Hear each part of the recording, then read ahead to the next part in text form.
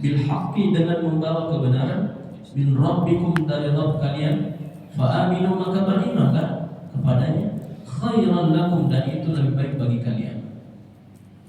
Wa in takfuru dan jika kalian kafir atau menyembunyikan kebenaran sedikit pun, fa inna lillahi maka sesungguhnya semuanya adalah milik Allah, ma fis samawati apapun yang ada di langit, wal ardi dan apapun di bumi.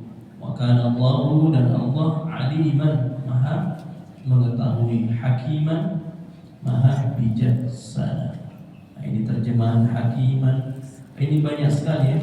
Allah selalu mengenalkan sifat-sifatnya itu untuk memberikan kekuatan bagi kita umat Islam ketika baca Quran. Tidak usah khawatir, tidak usah ragu, tidak usah sedih.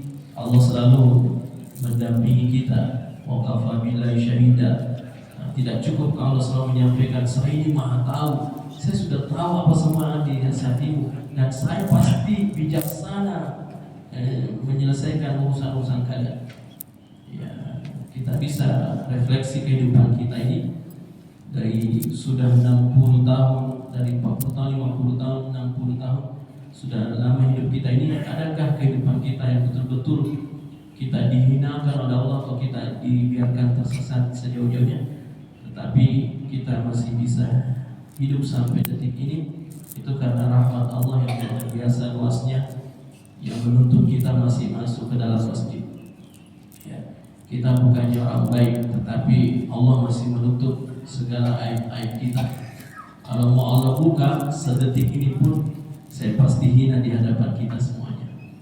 Sekiranya Allah buka aib saya, pasti kita semuanya tidak ada yang mau mengaji bersama.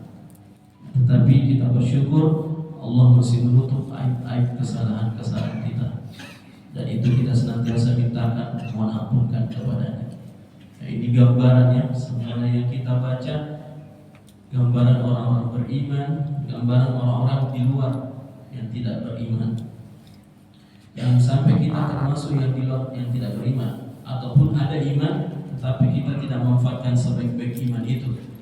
Ya, kita masih, ya contoh saya pribadi, saya masih takut terlambat ceklok di sekolah ketimbang terlambat pergi sholat berjamaah di masjid.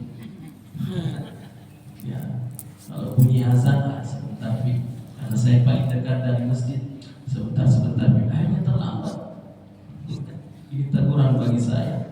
Saya takut sekali terlambat ceklok di sekolah, tetapi tidak takut terlambat pergi ceklok, pergi sholat berjamaah di masjid. Ya, takut sekali kalau salah kostum di sekolah. Tapi pas ke masjid sebentar aja kostum dipakai. Biar itu yang dipakai pergi orang itu tuh dipakai pergi masjid.